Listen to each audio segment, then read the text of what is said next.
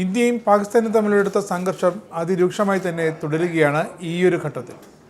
ചൈനയും തുർക്കിയും ചേർന്ന് അതിനാവശ്യമായ തീ ആളിക്കത്തിച്ച് കൊടുക്കുന്നുമുണ്ട്. സംഘർഷം രൂക്ഷമാകുന്ന ഘട്ടത്തിൽ എത്തിയതോടെ ചൈനയുടെയും തുർക്കിയുടെയും മതിയായ ആയുധങ്ങൾ പാകിസ്ഥാനിലേക്ക് വ്യോമമാർഗം എത്തിയെന്നാണ് ഏറ്റവും പുതിയ റിപ്പോർട്ട്. യുദ്ധകാലാടിസ്ഥാനത്തിൽ ആധുനിക ആയുധങ്ങളും ദീർഘദൂര മിസൈലുകളും ചൈന പാകിസ്ഥാന് കൊടുത്തുവിട്ടു എന്നാണ് മറ്റൊരു റിപ്പോർട്ട്. പാകിസ്ഥാനെ പുറത്തുവിട്ട ഏറ്റവും പുതിയ അവരുടെ JF-17 ബ്ലോക്ക് 3 യുദ്ധവിമാനങ്ങളുടെ ദൃശ്യങ്ങളിൽ നിന്ന് വ്യക്തമാകുന്നത് PL-15 beyond visual long range മിസൈലുകൾ ഘടിപ്പിച്ചിട്ടുണ്ട് എന്നാണ്. ഇത് ചൈന എത്തിച്ചതാണ്. 200 മുതൽ 300 കിലോമീറ്റർ വരെ ദൂരപരിധിയുള്ള മിസൈലുകളിൽ ഒന്നാണിത്. എന്നാൽ പാകിസ്ഥാൻ ഓർക്കേണ്ടത് ഇന്ത്യയുടെ മുന്നിൽ ഇതൊന്നും ഒന്നുമല്ല. ഇന്ത്യയുടെ റഫേൽ വിമാനങ്ങളിൽ അത്യാധുനിക മെറ്റിയോർ സ്കാൽപ് ദീർഘദൂര മിസൈലുകളാണ് ഘടിപ്പിച്ചിരിക്കുന്നതെന്നും അവാക്സ് റഡാറുകളാണ് റഫേൽ വിമാനങ്ങളുടെ വഴികാട്ടിയെന്നും പാകിസ്ഥാൻ സേന ഓർത്തിരിക്കണം. മെറ്റിയോർ സ്കാൽപ് മിസൈൽ ഘടിപ്പിച്ച റഫേൽ ജെറ്റുകളുള്ള ഇന്ത്യയുടെ വ്യോമസേനയ്ക്ക് ഉയർന്ന വ്യോമശക്തി പ്രകടനത്തിൽ മുൻതൂക്കം ഏറെയാണെന്നതിൽ ഒരു സംശയവുമില്ല. അതുകൊണ്ട് തന്നെയാണ് വ്യോമശക്തിയിൽ ഇന്ത്യ ഒരു പടി മുന്നിൽ നിൽക്കുന്നത്. ചൈന തിടുക്കത്തിൽ പാകിസ്ഥാൻ എത്തിച്ച PL-15 മിസൈൽ ചെറിയൊരു ഭീഷണിയൊന്നുമല്ല. 200 മുതൽ 300 വരെ കിലോമീറ്റർ ദൂരപരിധിയും മാക് 5 ശബ്ദ വേഗതയുമാണ് ഇതിനുള്ളത്.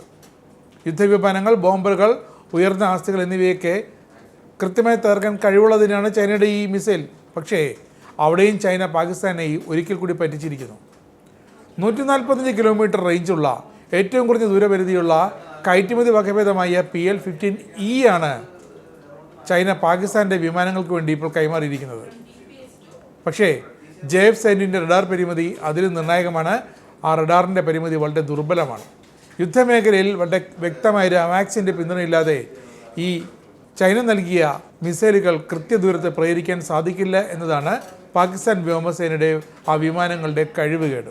റഫാൽ ഫ്രാൻസിൽ നിന്നും ഇന്ത്യ കൈവശപ്പെടുത്തിയ 4.5 തലമുറയിൽപ്പെട്ട മൾട്ടി റോൾ യുദ്ധവിമാനം ഇന്ത്യൻ വ്യോമസേനയ്ക്ക് അതൊരു ആകാശത്തിൻ്റെ സ്നൈപ്പർ തന്നെയാണ്.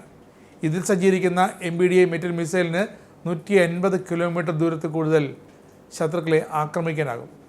60 മുതൽ 80 വരെ കിലോമീറ്റർ എന്ന് കണക്കാക്കുന്ന ഇതിൻ്റെ വലിയ നോ എസ്കേപ്പ് സോൺ പാകിസ്ഥാൻ്റെ JF-17 പോലുള്ള വിമാനങ്ങളുടെ ഒരിക്കൽ ലോക്ക് ചെയ്താൽ ആ വിമാനങ്ങളെ ആ മിസൈൽ പിന്തുടരുന്ന് തകർത്തിടുമെന്നതിൽ യാതൊരു സംശയമില്ല.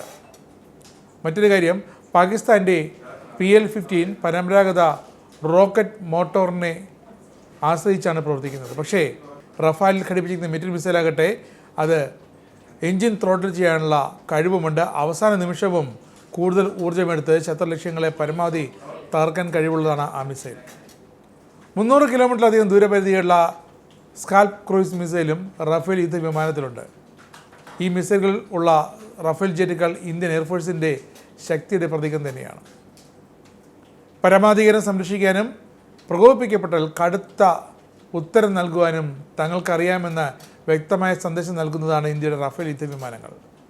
സംഘർഷം രൂക്ഷമാകുമെങ്കിൽ കൃത്യമായി ആകാശത്ത് ആധിപത്യം പുലർത്താനും ആക്രമണം അഴിച്ചുവിടാനും ഇന്ത്യയുടെ റഫേൽ യുദ്ധ പടനിരയ്ക്ക് സാധിക്കും.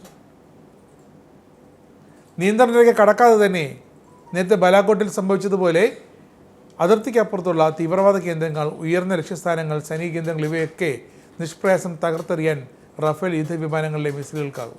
പാകിസ്ഥാൻ്റെ JF-17 വൈവിധ്യമാർന്ന മിസൈലാണെങ്കിലും ആഴത്തിലുള്ള സ്ട്രൈക്കർ ദൗത്യങ്ങൾക്ക് അത് വൻ പരാജയമാണെന്ന് പലതവണ തെളിഞ്ഞിട്ടുണ്ട്. പിന്നെ ഇതൊക്കെ ആകാശത്തുള്ള കാര്യം.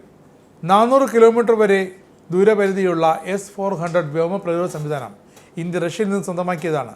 അത് ഇന്ത്യ അതിർത്തികളിൽ സജ്ജീകരിച്ചിരിക്കുന്നത് വെറുതെ കാണാനല്ല. ഫയറിംഗ് റേഞ്ചിൽ ഈ പാകിസ്ഥാൻ വ്യോമസേനയുടെ മിസൈലുകൾ എത്തുന്നതിന് മുമ്പ് തന്നെ ആ വിമാനങ്ങളെ കണ്ടെത്തി ലോക്ക് ചെയ്ത് ടാർജറ്റ് ഫയർ ചെയ്യാനുള്ള കഴിവ് ഈ S-400 വ്യോമ പ്രതിരോധ സംവിധാനത്തിലുണ്ട്. അത് ഇന്ത്യക്ക് മറ്റൊരു സംരക്ഷണ പാളി കൂടി നൽകുകയാണ്. മികച്ച റഡാർ, ഇലക്ട്രോണിക് യുദ്ധ സംവിധാനങ്ങൾ, അവാക്സ് പിന്തുണയുള്ള റഡാർ, ഇതൊക്കെയാണ് ഇന്ത്യൻ വ്യോമസേനയുടെ ഇപ്പോഴത്തെ പിന്തുണ. അപ്പോഴാണ് തുർക്കിയുടെ കൈകഴിഞ്ഞുള്ള സഹായം വീണ്ടും പാകിസ്ഥാൻ ലഭിച്ചുകൊണ്ടിരിക്കുന്നു എന്ന റിപ്പോർട്ട് പുറത്തു വരുന്നത്. ഞായറാഴ്ച കറാച്ചിയിൽ യുദ്ധോപകരണങ്ങളുമായി തുർക്കി വ്യോമസേനയുടെ C-130 ഹെർക്കുലിസ് സൈനിക വിമാനം എത്തിയതായാണ് റിപ്പോർട്ട്.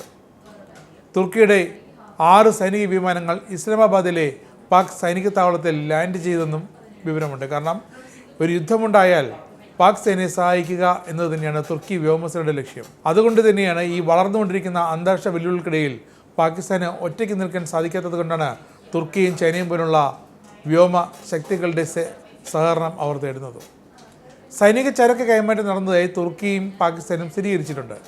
ഡ്രോൺ അടക്കമുള്ള സൈനിക സഹായങ്ങൾ തുർക്കി പാകിസ്ഥാനിലേക്ക് എത്തിച്ചു കൊടുത്തിട്ടുണ്ട്. കാരണം തുർക്കിക്ക് അവിടെ ലക്ഷ്യം ആയുധ കച്ചവടം തന്നെയാണ്. ഫലത്തിൽ ഇന്ത്യയുടെ റഫേൽ യുദ്ധവിമാനങ്ങൾക്ക് ഇത്തവണ ഒരു സംഘർഷം കടുത്താൽ ജോലിഭാരം ഏറുമെന്നുറപ്പ്. നിങ്ങൾക്കും ആനന്ദ മീഡിയയുടെ പ്രേക്ഷകരിൽ ഒരാളാകണ്ടേ? യൂറോപ്പിലും US-ലും ആഫ്രിക്കയിലും അടക്കം പ്രവാസികൾ ഉള്ളയിടങ്ങളിലൊക്കെ ജനപ്രിയ ചാനലുമായി ആനന്ദ് മീഡിയ ഒപ്പമുണ്ട്. ഏഷ്യാനെറ്റ് ഫ്ലവേഴ്സ് അടക്കം നിങ്ങളുടെ വിരൽത്തുമ്പിലെത്തും. ആദ്യം റോക്കു ബോക്സ് സ്വന്തമാക്കുക. അതിൽ നിന്നും ആനന്ദ് മീഡിയ ആപ്ലിക്കേഷൻ ഡൗൺലോഡ് ചെയ്യുക, ഇൻസ്റ്റാൾ ചെയ്യുക. എന്നിട്ട് 02085866511 എന്ന നമ്പറിൽ ഞങ്ങളുടെ കസ്റ്റമർ കെയറിൽ ബന്ധപ്പെടുക. അല്ലെങ്കിൽ +91 735 660 3747 എന്ന നമ്പറിൽ വാട്സപ്പ് ചെയ്യുക. ആനന്ദ് മീഡിയയുടെ സേവനങ്ങൾ സ്വന്തമാക്കുക. മറ്റു ചാനലുകൾക്കൊപ്പം ആനന്ദ് TVയും എൻജോയ് ചെയ്യുക.